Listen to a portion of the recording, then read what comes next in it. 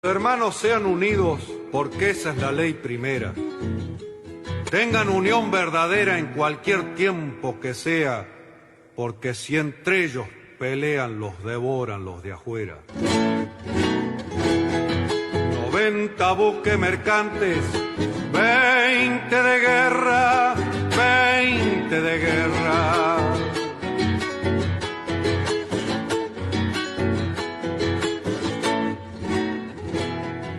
Vienen pechando arriba las aguas nuestras, las aguas nuestras.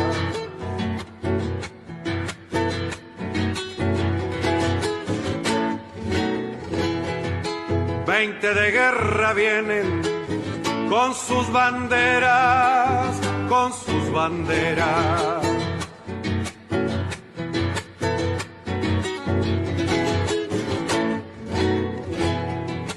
Pucha con los ingleses, quien los pudiera, quien los pudiera, que lo tiro a los gringos, Unigran 7, navegar tantos mares, venirse al cohete, que digo venirse al cohete. Buenas tardes, queridos oyentes. Con los acordes y el canto del triunfo, La Vuelta de Obligado, de Miguel Brasco y Alberto Merlo, interpretado por este último. Hoy, 19 de mayo, damos comienzo al programa 234 de Obligados a Volver. Programa que se transmite todos los sábados a las 18 horas y ahora también los miércoles a las 18 horas por nuestra página en Facebook, Obligados a Volver, programa radial.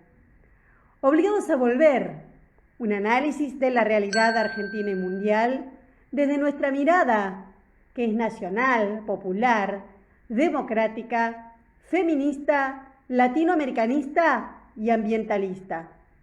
Obligados a volver, porque como dijo el general San Martín, cuando la patria está en peligro, todo está permitido, excepto no defenderla.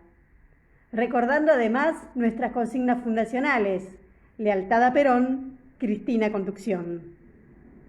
Comité de dirección: Norberto Raful, Edgardo Margiota, María Graciela Zavala y quien les habla, Marina Martínez. En la operación técnica, Nicolás Rearte. A continuación, Norberto nos comentará, como suele hacerlo, el temario de nuestro programa de hoy. Buenas tardes, Norberto. Buenas tardes, Marina. Buenas tardes a todos, todas y todes los oyentes de Obligados a Volver. Temario del programa número 234, que se inicia en el primer bloque con las efemérides históricas que prepara Edgardo Margiota. Luego vienen las operetas del Grupo Comuna, Comunicadores de la Argentina, que informan de esa manera los principales artículos políticos de la prensa hegemónica con cierre al último domingo. A continuación, el panorama político de la política nacional que prepara Carlos Solubica, un pequeño intervalo musical con el triunfo denominado La Otra Vuelta y que se refiere a uno de los temas dominantes del programa de hoy, que es el del río Paraná. Justamente, con ese informe se arranca el segundo bloque, que es un informe que prepara una recientemente incorporada columnista, Raquel Papalardo, que habla de las complejidades de la circulación por los ríos Paraná, Paraguay y del Plata. Y a continuación viene nuestro invitado especial, Ernesto Villanueva, rector de la Universidad Nacional Arturo Jaureche, con su pregunta: ¿dónde está la patria? Bien, y poniéndole cierre, a este programa, vendrá un homenaje al almirante Guillermo Brown. Tras lo cual, dicho esto, ¿qué te parece, Edgardo, si arrancás con las efemérides? Conocer el pasado para iluminar el presente y construir el futuro. Efemérides correspondientes a la semana que se inicia. 21 de mayo de 2015, la presidenta Cristina Fernández de Kirchner inaugura el Centro Cultural Néstor Carlos Kirchner, conocido como CCK, dedicado a las artes visuales y escénicas, a la educación y a otras manifestaciones artísticas. Constituye uno de los centros culturales más importantes del mundo. 22 de mayo de 1810 se reúne en Buenos Aires el Cabildo Abierto, en el que triunfa la postura patriota de declarar caduco el gobierno de España, de poner al virrey Cisnero y, al estar la soberanía en el pueblo, nombrar una junta de gobierno. El carácter asambleístico de la institución del Cabildo Abierto siempre fue reivindicado por el peronismo en las concentraciones populares. 23 de mayo de 1947, Perón anuncia la disolución de todos los partidos políticos que lo habían apoyado en las elecciones de 1946 y crea, como ente totalizador de todas las fuerzas que lo habían llevado al gobierno, el Partido Único de la Revolución, denominado así provisoriamente hasta que se encuentre un nombre definitivo, se redacte la Carta Orgánica y se elijan autoridades. Están haciendo el que, finalmente, se denominará Partido Justicialista. 23 de mayo de 2008 se firma el Tratado Constitutivo de la Unión de Naciones Sudamericanas, UNASUR. La UNASUR es una organización intergubernamental integrada por 12 estados, entre los que se encuentra la Argentina, cuyo principal objetivo es construir de manera participativa y consensuada un espacio de integración y unión con miras a eliminar la desigualdad socioeconómica, lograr la inclusión social y la participación ciudadana, fortalecer la democracia y reducir las asimetrías en el marco del fortalecimiento de la soberanía e independencia de los estados. Por tal razón, Macri y los gobiernos neoliberales de Sudamérica han tratado de eliminarla. 24 de mayo de 2005, por decreto del presidente Néstor Kirchner, se crea el canal Encuentro, luego reconocido por la Ley de Educación Nacional sancionada en diciembre de 2006. De carácter federal, comenzó su transmisión en marzo de 2007, convirtiéndose en uno de los espacios televisivos y culturales más importantes de la Argentina. 25 de mayo de 1810 se produce la Revolución de Mayo, formándose el primer gobierno patrio. 25 de mayo de 1973, Cámpora asume como presidente de la Nación. Son liberados todos los presos políticos encarcelados por la dictadura militar autodenominada de la Revolución Argentina. 25 de mayo de 1974, muere en Buenos Aires Arturo Jauretche. 25 de mayo de 2003, Néstor Kirchner asume la presidencia de la Nación. 25 de mayo de 2010, la presidenta Cristina Fernández de Kirchner preside las celebraciones del bicentenario de la Revolución de Mayo, que tuvieron acompañamiento popular masivo.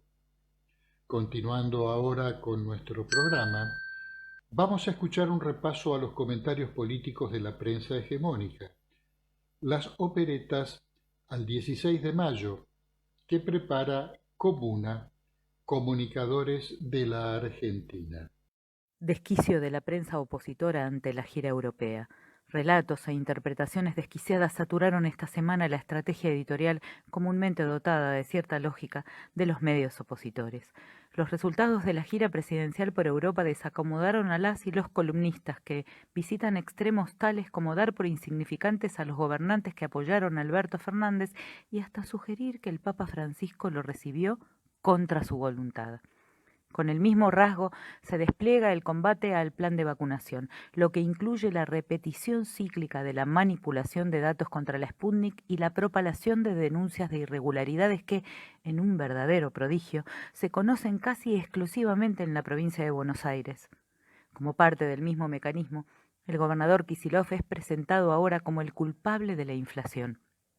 A comienzos de la semana pasada, títulos y opiniones se orientaron a bajarle el precio a la gira del presidente. Los caminos fueron diversos, hasta contrapuestos. El martes González en Clarín dijo que el recorrido de 13.000 kilómetros era para salvar a Guzmán y en general al gobierno ante el asedio kirchnerista, para lo cual a Fernández se le ocurrió pedir ayuda en el exterior. Pero en otra página, el enviado mayor decía que en la delegación nadie habla de Cristina Kirchner. Tal vez adivinando cuál sería el resultado de la gira, Pañi publicó el martes en La Nación que el presidente y Guzmán no viajan para buscar apoyo de líderes europeos en un acuerdo con el fondo, sino que viajan para buscar apoyo en el conflicto con Cristina. Y como a esas horas ya habían expresado apoyo los gobiernos de España y Portugal, este analista sentenció que no sirven para nada, porque no son países que tengan importancia alguna en el mundo. Al confirmarse la reunión entre el presidente y la jefa del FMI, Clarín quiso ensuciar lo que en su lógica sería una buena noticia. Incluyó un pero en el título, dado en la existencia misma de Cristina Kirchner. Luego la reunión fue positiva, sí, como lo dijo Georgieva, pero no hubo comunicado, afirman. Sin embargo, lo hubo, y decidieron ignorarlo. El comunicado, con número PR21/130, lleva por título Declaración de la directora gerente del FMI, Kristalina Georgieva, sobre Argentina, en el cual ella sostiene que continuará apoyando a Argentina e incluso afirma que tomó nota de la solicitud de Fernández de reformar la política de sobrecargos del FMI y consultaré con nuestros miembros sobre este tema.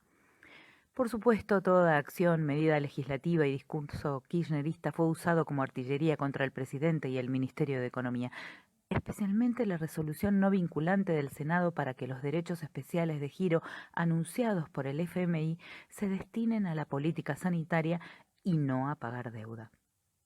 La entrevista con el Papa Francisco fue sometida a insólitos malabares en el discurso informativo y de opinión. Desde ya, el resultado de la cuenta de minutos, 19 menos en esta ocasión respecto del anterior, fue publicada como evidencia del fracaso político presidencial. El extremo grotesco en el que caen estos medios cada vez con más frecuencia fue visitado otra vez por Morales Solá en La Nación. En la nota del domingo 16 sugiere que Francisco recibió al presidente contra su voluntad. Es que el Papa, dice, ya hizo mucho en la gestión de ayuda a la Argentina por la deuda, ya no tiene más margen y por lo tanto la reunión no era necesaria. Pero además, y aquí aparecen convicciones no confesadas abiertamente por el columnista, la reunión fue un error presidencial porque creyó que Francisco ya había olvidado lo que hicieron aquí los dirigentes políticos hace 4 meses. ¿Qué es eso que hicieron los políticos? Aprobaron la ley de interrupción voluntaria del embarazo.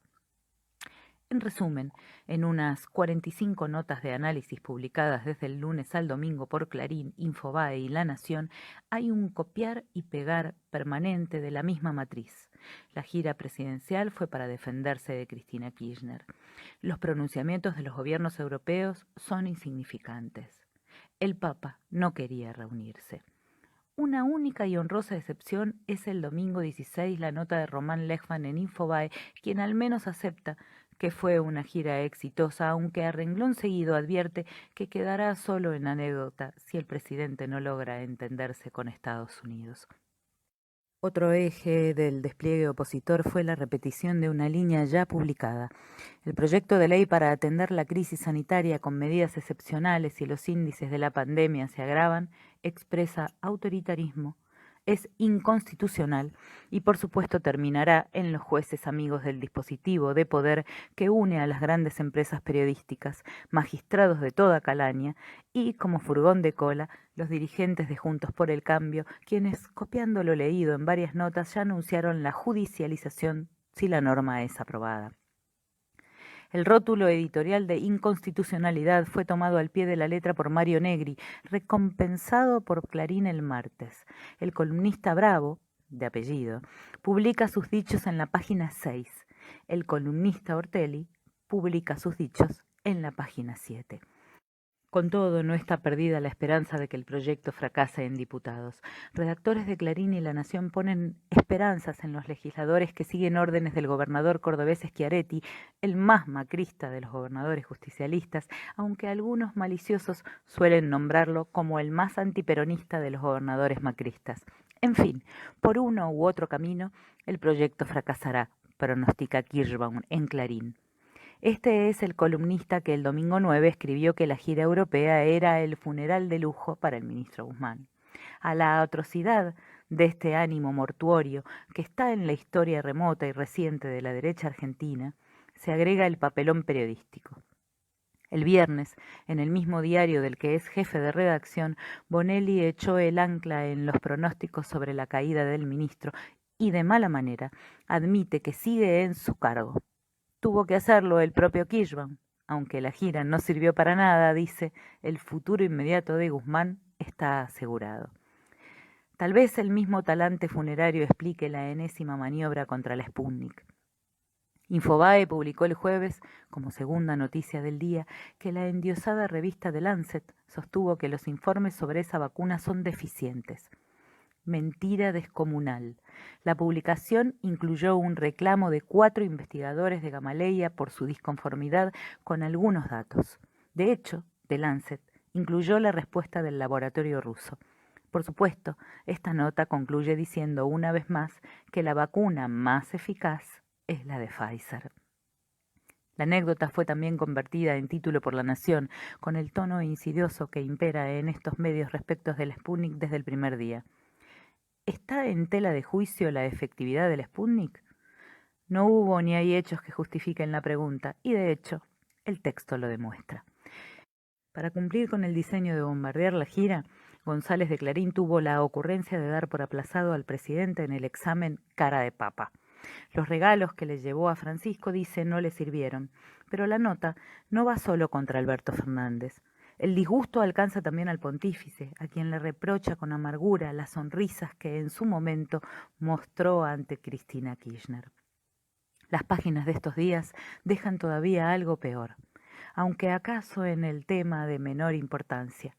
En un habitual alarde de acercamiento del periodista a intimidades de los poderosos, cómo se saludan, qué comen, qué bromas intercambian, Fioriti informa que la ex gobernadora Vidal le recomendó a Elisa Carrió en una reunión que vea una serie que está en Flow, negocio del Grupo Clarín, cabal demostración de periodismo independiente.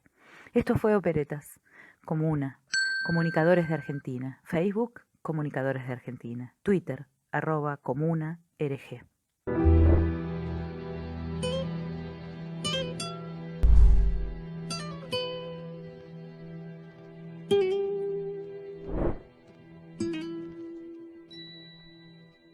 Hola a todas y todos. Soy Carlos Solubica y voy a hablar de la política nacional. En el momento de hacer esta grabación es el lunes 17 de mayo por la tarde. El hecho más destacado de la última semana fue la gira presidencial por Europa, un viaje de carácter político con objetivos predominantemente económicos. En solo 6 días, Alberto Fernández visitó 4 países y el Estado Vaticano, en los que se reunió con 4 presidentes, 2 primeros ministros, un rey, el Papa Francisco y la directora del Fondo Monetario Internacional. Estas gestiones se completarán en lo inmediato con una videoconferencia con la canciller alemana Angela Merkel, a quien Alberto no pudo visitar por las restricciones sanitarias que rigen en ese país. Aislados del mundo no estamos, eso queda claro, mal que le pese a la oposición salvaje que delira con Argenzuela. De todos modos, lo que nos interesa es hablar de los resultados de la gira en función de los objetivos buscados. Dos cuestiones estuvieron en el centro de las conversaciones del presidente con sus interlocutores: las deudas con el Fondo Monetario Internacional y con el Club de París, ambas muy interconectadas, como iremos viendo en el desarrollo de esta columna. Respecto de la deuda con el FMI, se buscó generar una masa crítica entre los países miembros de ese organismo mundial para que apoyen la postura argentina de extensión de los plazos de pago y de eliminación del sobrecargo en la tasa de interés del préstamo, sin que esto vaya de la mano de las clásicas recetas de ajuste neoliberal. La idea del gobierno sigue siendo la misma: la deuda, en las condiciones en que fue pactada, violando los propios estatutos del fondo y la legislación y normativa de nuestro país, resulta impagable. Y el acuerdo que se logre debe ser factible de cumplir para la Argentina. No nos sirve a nosotros, pero tampoco al FMI, un programa que fracase nuevamente. El gobierno trabaja para lograr ese tipo de acuerdo, no para llegar a una ruptura, pero lo hace tratando de introducir una lógica diferente a la que ha regido hasta ahora. La estabilidad económica no se logra con ajuste, que produce el efecto contrario, como se ha visto en numerosos ejemplos de otros países, no solo del nuestro. Las convulsiones sociales en Ecuador, Chile y Colombia, por citar algunos casos cercanos en el tiempo y la geografía. La estabilidad económica y la posibilidad de pagar la deuda en plazos extendidos se logra con crecimiento y con inclusión social. Algunos de estos conceptos han ido permeando el vocabulario de los comunicados del FMI, que hablan ahora de desarrollo inclusivo y de protección a los sectores más vulnerables. Por de pronto pareciera que los mayores avances se lograron en el tema de los sobrecargos en la tasa de interés, que son 2 puntos más para los préstamos que excedieron la cuota de participación de un país. Este punto lo menciona expresamente Kristalina Georgieva en su comunicado después de la reunión con Alberto. Tomé nota de la solicitud del presidente Fernández de reformar la política de sobrecargos del FMI y consultaré con nuestros miembros sobre este tema. Entre los miembros, justamente, están los países visitados por Alberto, que en todos los casos anticiparon su opinión favorable al respecto. Particularmente importante en este sentido resulta el apoyo de Portugal, ya que ellos debieron afrontar ese sobrecargo y desde el fondo algunos argumentaban que sería injusto para los portugueses eliminarlo. Si los perjudicados apoyan la eliminación, se cae ese posible reparo. Falta saber la opinión de Merkel. Estamos hablando en plata de unos 950 millones de dólares por año que no tendría que pagar Argentina. Pero este asunto trasciende el ahorro para nuestra economía. Implicaría un cambio en la lógica tradicional que rige las finanzas internacionales. Puesto en palabras del ministro Guzmán, las sobretasas son una política regresiva y procíclica, igual que los ajustes fiscales, esto lo agrego yo, pues afecta más a los países que se encuentran en circunstancias más adversas. Es una política que no está alineada con la misión de mejorar la estabilidad financiera mundial. Sabemos que el voto decisivo es el de Estados Unidos, pero el peso específico de Europa no es menor y además tiene relevancia en esta nueva etapa de la política exterior norteamericana que busca recomponer su imagen ante los europeos, muy deteriorada durante la gestión de Donald Trump.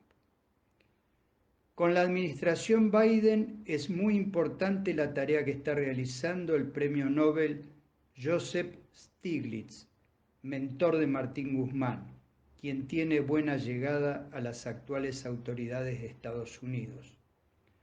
Podemos agregar en la cosecha de apoyos los respaldos provenientes de China y de Rusia, explicitados también en la última semana.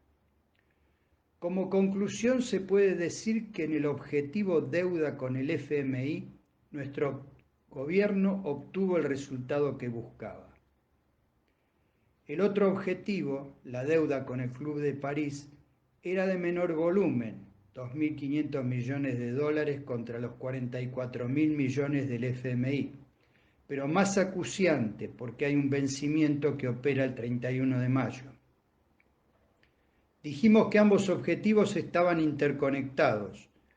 Los interlocutores del presidente Fernández son también miembros de ese club, pero además suelen actuar en sintonía con el fondo, al punto que es requisito para acordar con ellos tener un acuerdo con el FMI.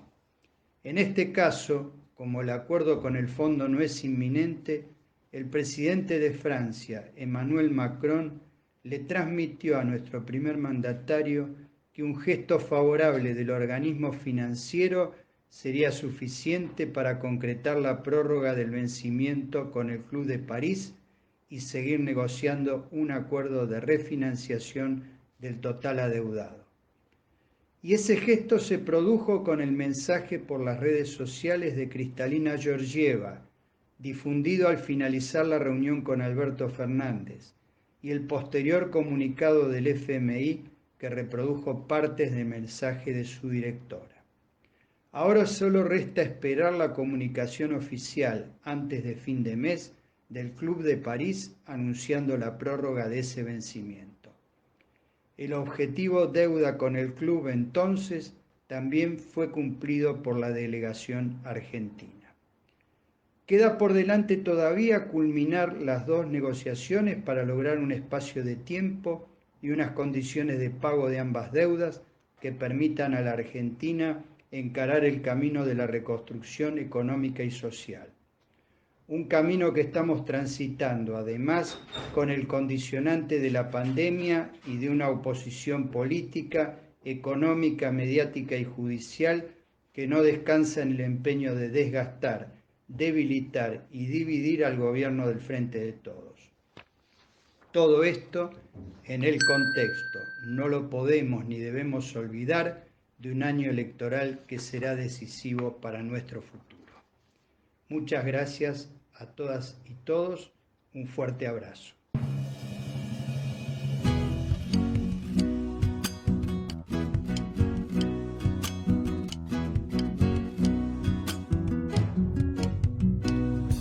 La vuelta de obligado, soberanía, lucha por soberanía.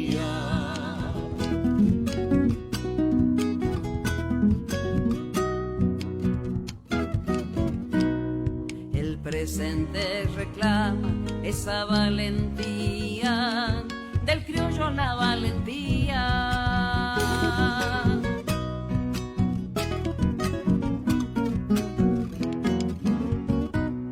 De nuevo están los gringos como caranchos, ay Paraná los caranchos.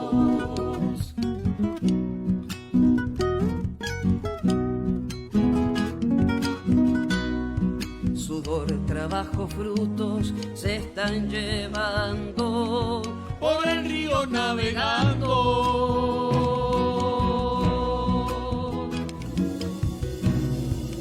Hay que plantar bandera porque la patria por la barranca del río ahí se desangra.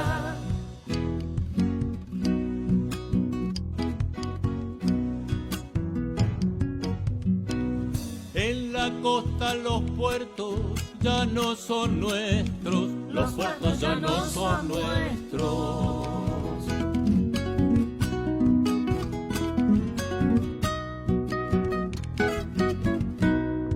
Flamean las banderas, son de otros cielos, los colores de otros cielos.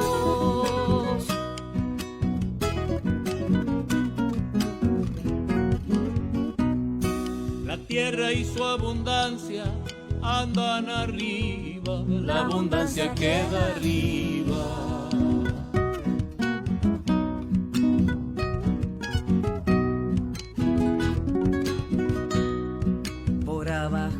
El hambre, tierra dolida, el hambre, tierra dolida.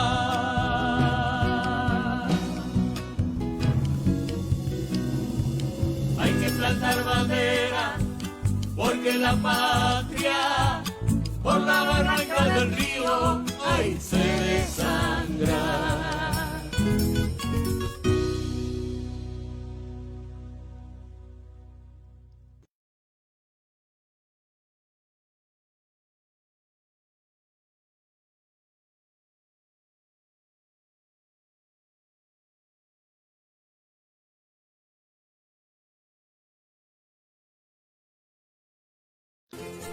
Antes de continuar con Obligados a Volver, les invitamos a conocer nuestros otros medios de comunicación. Nuestras páginas en Facebook, Obligados a Volver, programa radial, y La Lealtad, Política y Cultura, donde pueden leer las imperdibles publicaciones semanales y quincenales de nuestros columnistas. También en Facebook, el grupo Obligados a Volver, dispuesto para el intercambio de información y debate entre nuestros oyentes. Y el rotativo de Obligados a Volver, un servicio cotidiano de noticias, música y buen humor a través de un grupo de WhatsApp. Les recordamos suscribirse a nuestro canal de YouTube Obligados a Volver, donde podrán volver a ver y disfrutar los programas ya emitidos. Les invitamos también a enviarnos sus mensajes a nuestra página en Facebook Obligados a Volver, programa radial, por donde se transmiten nuestros programas. Obligados a Volver se solidariza con Milagros Sala, injustamente detenida desde enero de 2016, y con todos los demás detenidos y perseguidos por el régimen macrista y sus cómplices del sistema judicial, por la pronta liberación de los presos políticos. Milagros Sala, la Pachamama,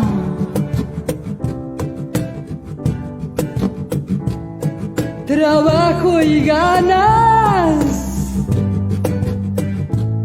que quema llantas para las panzas.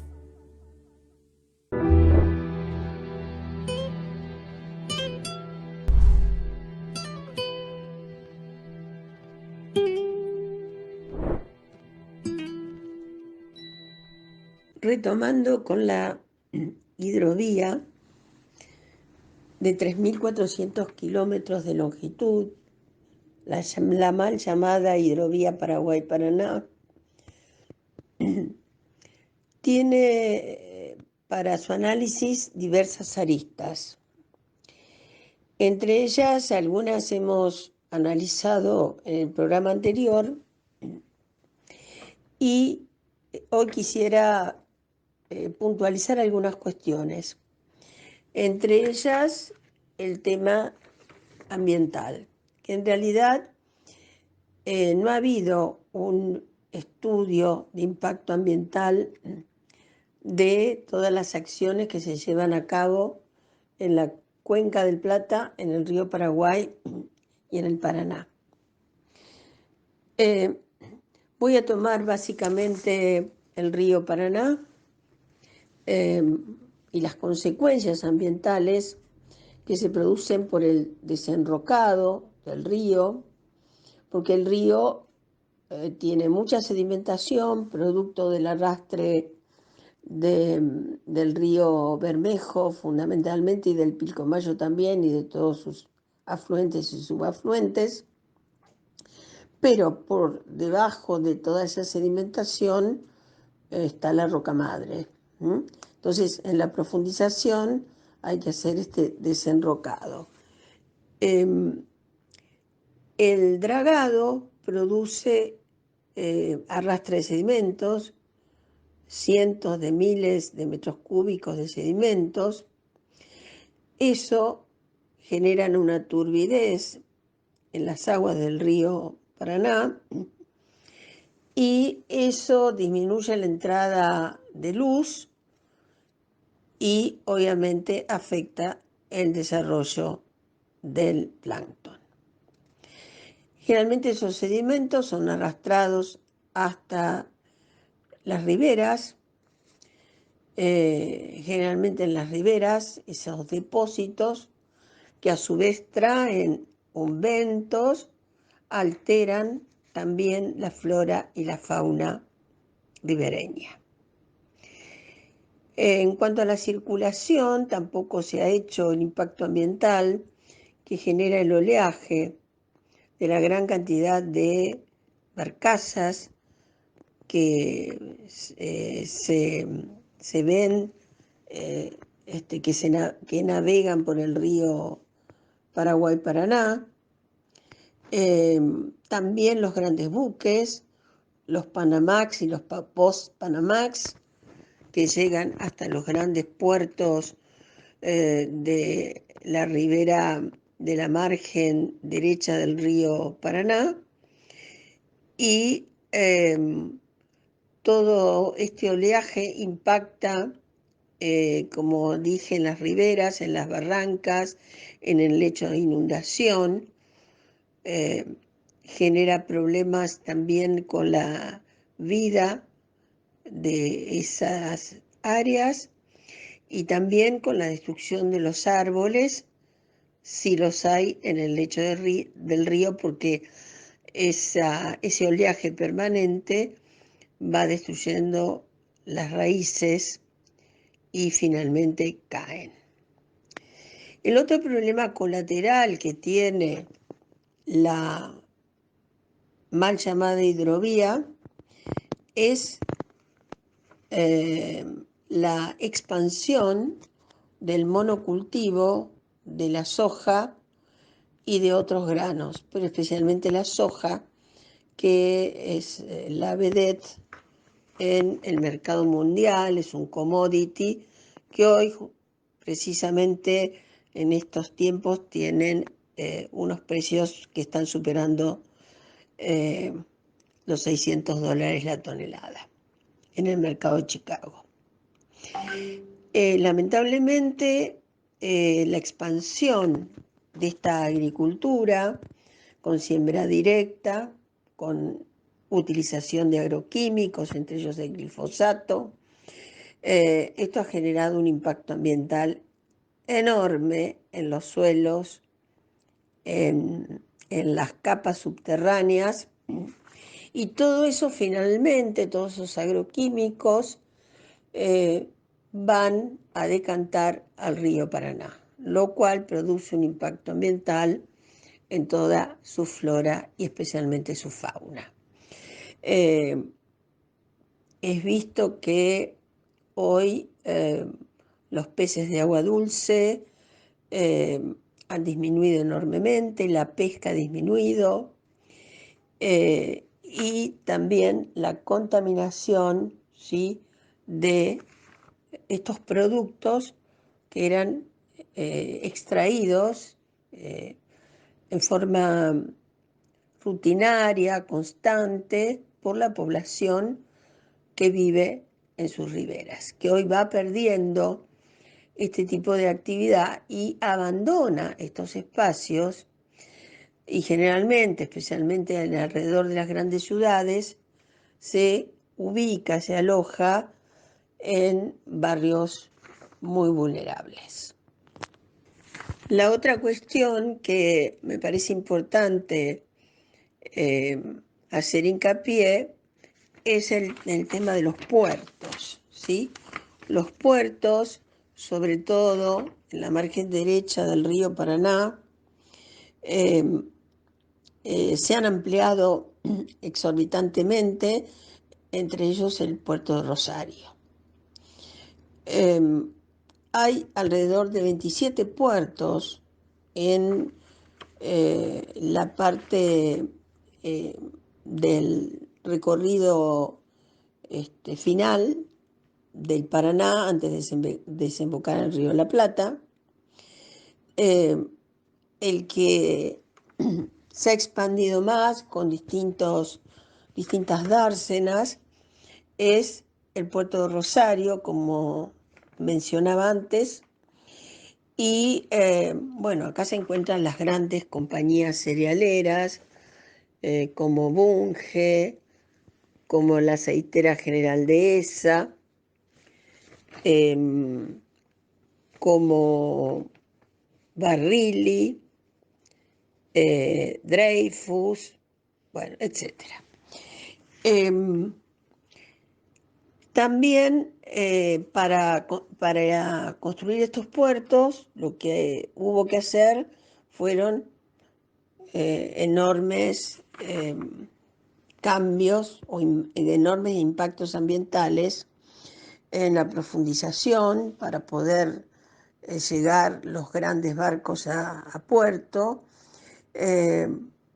medios de transporte, en fin. Los puertos han desarrollado y han motorizado un espacio muy importante, muy extenso alrededor de ellos, que ha generado también un impacto ambiental.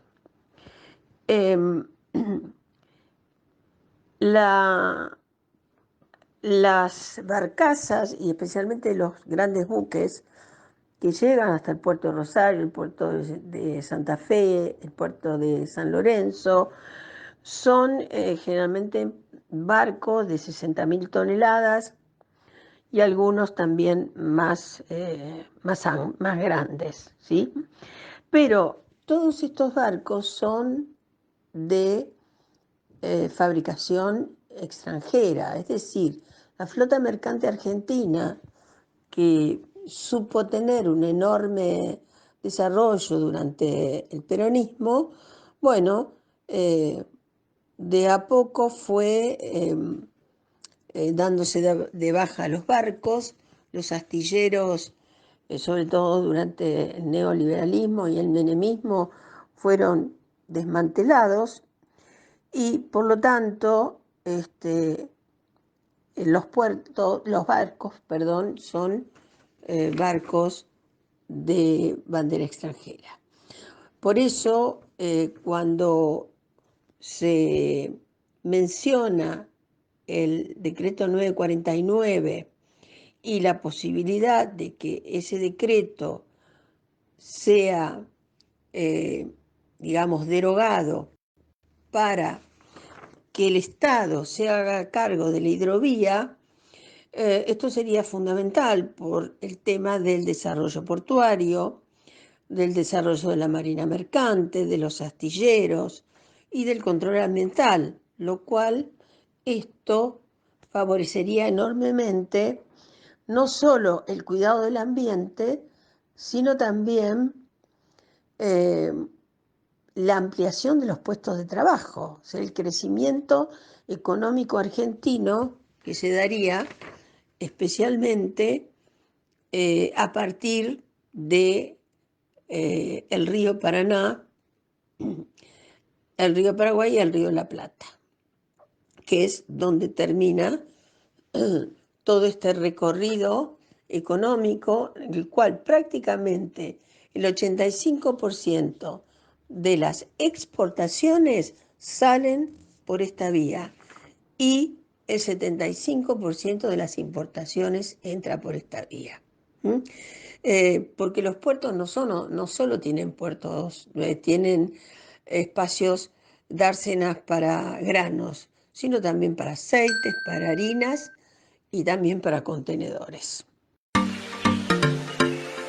Si estás viendo esto, quizás vivas en el área más poblada de la Argentina, que consume agua potable de la Cuenca del Plata, la quinta del mundo en extensión, que abarca el río Paraguay, el Paraná y el río de la Plata, donde cada vez más seguido suceden inundaciones y sequías. También por allí navega un negocio millonario que explica no solo las inundaciones y sequías, sino una estafa al Estado y fuga de dólares. Lo que llaman hidrovía Paraguay-Paraná es la principal vía de comunicación fluvial de la producción cerealera argentina con el mundo. Al año pasan por allí 2.900 barcazas y 4.500 buques factoría, todos extranjeros. Desde 1995, al río lo draga una empresa privada, Hidrovía Sociedad Anónima. Los casi 50 puertos del área cercana a Rosario, donde ocurre el negocio, también están privatizados y en manos de las mismas multinacionales que exportan los cereales argentinos. Punge, Cargill, Dreyfus, Glencore, Vicentín. ¿Te suenan? Cada barco que ingresa al Río de la Plata debe cambiar al conductor por otro. Ese servicio es pago y también lo brinda Hidrovía Sociedad Anónima. Hidrovía se lo factura a cada uno de los puertos privados y la tarifa es 10 veces superior a la que cobran Francia, España u Holanda. Las empresas dueñas de los puertos no se quejan porque deducen el costo de ese servicio sobrefacturado del impuesto a las ganancias, lo que significa que ese costo extraordinario en realidad lo paga el Estado. Como el Estado no controla tampoco cuántos granos van en los barcos, si subdeclaran la carga, el Estado no tiene forma de saberlo. Las empresas pueden evitar pagar derechos de exportación y la FIP ni se entera. El Estado no obtiene pesos de ganancias ni dólares, lo que produce devaluaciones, fuga y la pobreza que conocemos. Lo otro que ocurre es que el dragado constante para que pasen barcos tan grandes está desmoronando las costas santafesinas. Y como el negocio de sembrar soja y otros granos que se van en esos barcos es tan rentable, se está plantando sobre lo que solían ser humedales, cuya misión es controlar las lluvias. El 30 de abril venció la concesión de Hidrovía Sociedad Anónima y fue prorrogada por 3 meses. Al cabo de ellos, el Estado tiene la posibilidad de intervenir, evitar el contrabando y la fuga y alentar la soberanía sobre nuestros ríos. Hace circular esta información para que seamos muchas y muchos los que le exijamos que lo haga.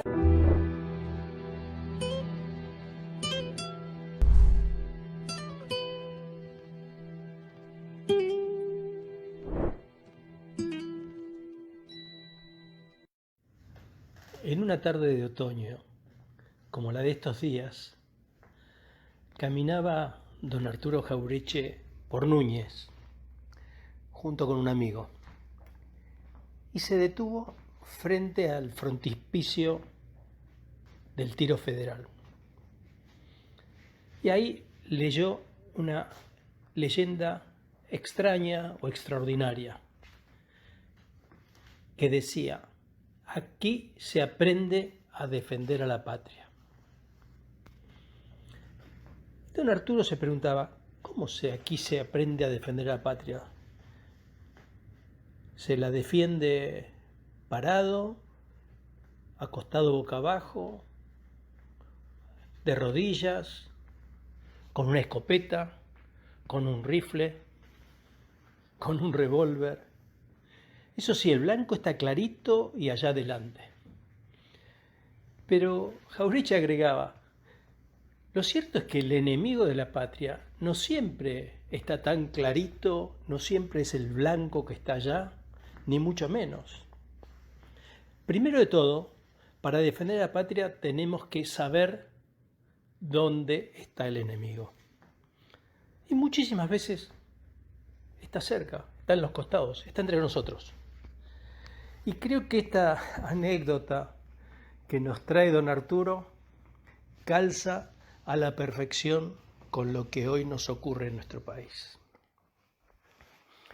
Lo cierto es que no son tantas las fuerzas imperialistas que nos dicen qué es lo que tenemos que hacer.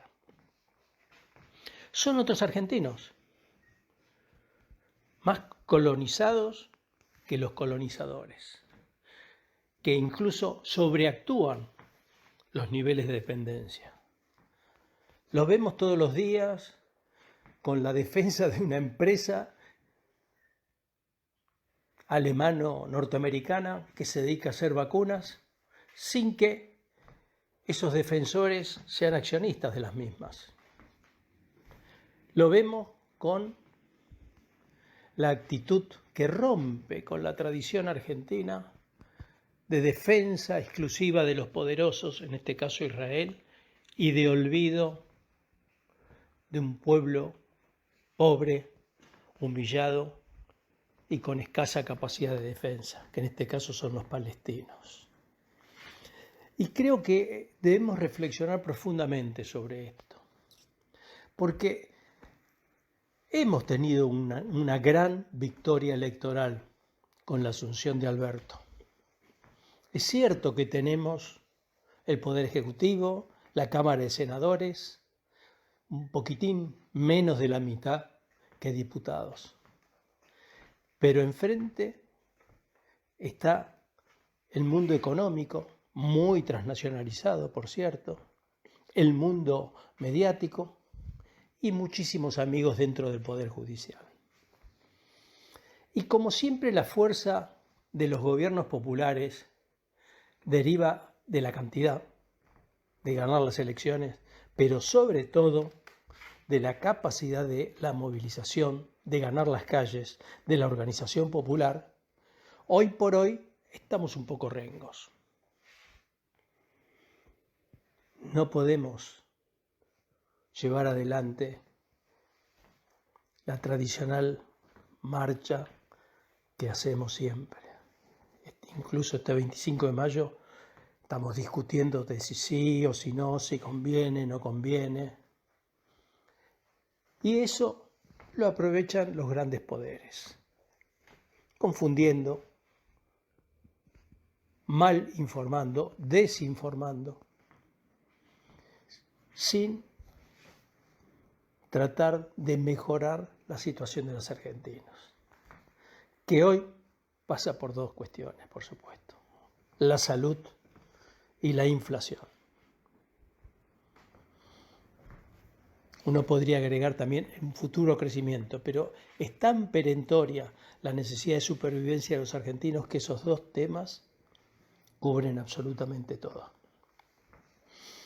Y nuestro gobierno, como la inmensa mayoría de los gobiernos en el mundo, para el tema de pandemia, va haciendo las cosas lo mejor que pueda. Algunas veces equivocándose, otras exagerando, otras veces, por el contrario, haciendo menos de lo que debería hacerse, y va tanteando el terreno. Sobre todo los habitantes de las grandes ciudades estamos muy cansados de tantas restricciones, acostumbrados al paseo, al consumo, a los bares. Nos cuesta muchísimo no salir, nos cuesta muchísimo incluso hasta ponernos el barbijo, conservar las distancias, y contra eso tiene que combatir nuestro gobierno. El otro gran tema es la inflación. Y ahí yo confío ciegamente en que avanzaremos y avanzaremos. Porque un gobierno popular que se precie no es otra cosa que un gobierno al servicio de los sectores populares.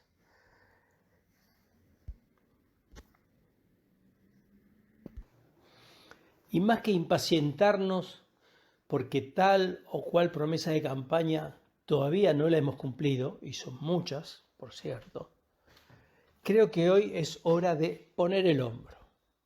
Poner el hombro no hacia el gobierno, poner el hombro hacia el conjunto de las argentinas, de los argentinos, que están muchísimas veces aislados, mucho desempleo, mucha hambre, y explicar esta situación.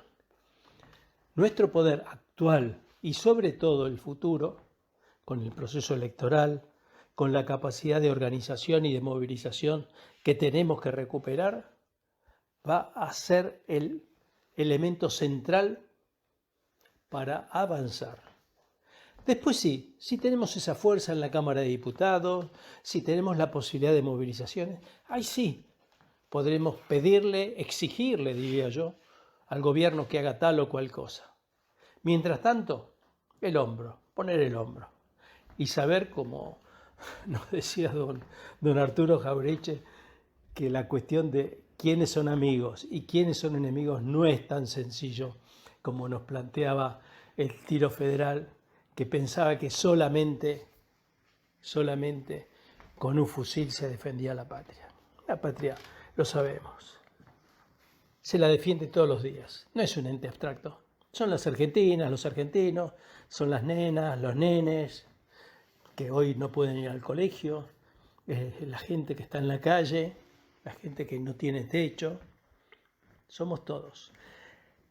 Un conjunto de seres humanos, si no conforman una comunidad, es imposible que avance. Un grupo de seres humanos, si no revierte todo su trabajo hacia adentro, es muy difícil que prospere. Esos son los dramas que tenemos nosotros. La sangría permanente de nuestra riqueza, las dudas que hay todavía entre muchos argentinos sobre si el Paraná tiene que ser nuestro o si tiene que ser de una empresa belga. Unas cosas increíbles. Si el canal es más cómodo hacerlo de aquí para el Uruguay, en un sentido transversal al río, con todo lo que eso significa de problema, o un canal a lo largo del río, que se llama ahora Canal Magdalena, que facilitaría la salida de los barcos y de una proporción importante de nuestros granos. Recuperar el poder nacional. Eso es lo fundamental. Y para recuperar el poder nacional tenemos que querer a nuestro país. Tenemos que lograr que las banderas nacionales, que también son las banderas populares, sean lo que nos cobije a todos y dejarnos de creer en esas infantilidades como aquí se defiende, aquí se aprende a defender a la patria. A la patria la defendemos en el trabajo digno, en la justicia social y en una patria libre.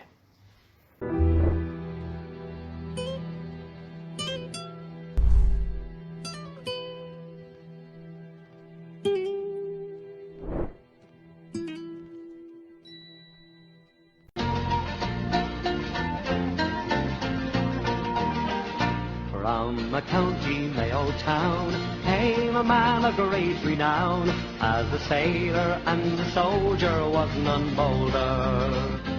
He went to America at an early age, they say, as a cabin boy to sail the wide world over.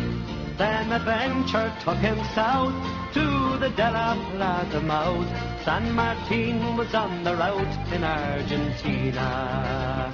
So the whaling ships he bought, and Brazil and Spain he fought, and freedom then he sought for Argentina.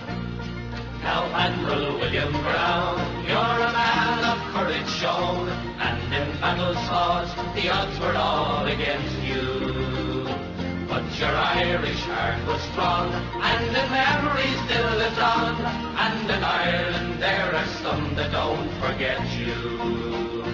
On St. Patrick's Day it's told, you had many victories bold. You defeated all invaders, thugs and bullies. Then through the pampas roamed, and you found a happy home. Las Islas Malvinas, Argentina. We had paired of Irish hands in a noble gallant band that helped to free the land called Argentina. We had heard with great acclaim the Patricio's name and fame when in 1806 the British came for slaughter. And to this very day in the Argentine they say the English ran away from Buenos Aires.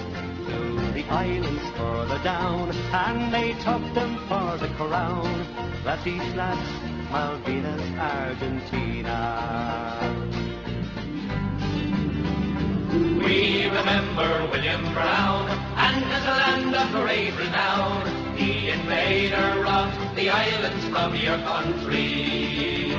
When in 1833, where by pirates forced to flee, and in Ireland sure we know the story fully. And the people that went to the Argentine when you to escape the English laws and wars and famine. They have proved a loyal crew, just like all the Irish do. Las Islas Malvinas, Argentina. The old colonial days and the cruel English ways, with her thunder plunder we will teach the natives. For the Brits are going to war, just like Whitelock did before, with her ships and guns and drums and flags and banners. In the Empire days of old, when they murdered for the gold and paraded it around the streets of London. Oh, no human rights were given to the natives dead or living. Las Islas Malvinas, Argentina. In the Argentine he died, Father Fahim by his side.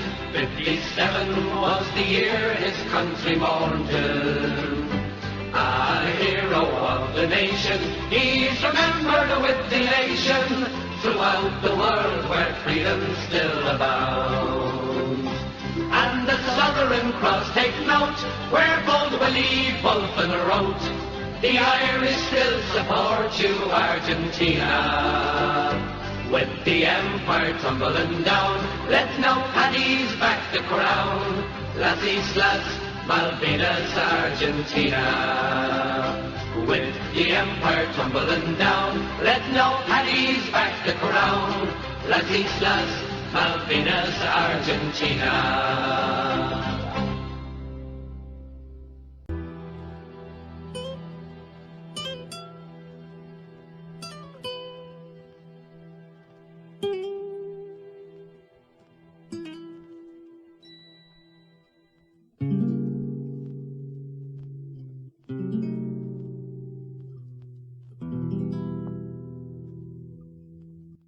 Se nos está terminando el programa. Agradecemos a nuestro operador Nicolás Rearte por su trabajo que nos permite salir al aire. A todos los oyentes por su atención, especialmente a los que ponen me gusta en nuestras páginas de Facebook. Antes de despedirnos, les recordamos que Obligados a Volver ahora se transmite todos los miércoles y todos los sábados, siempre a las 18 horas.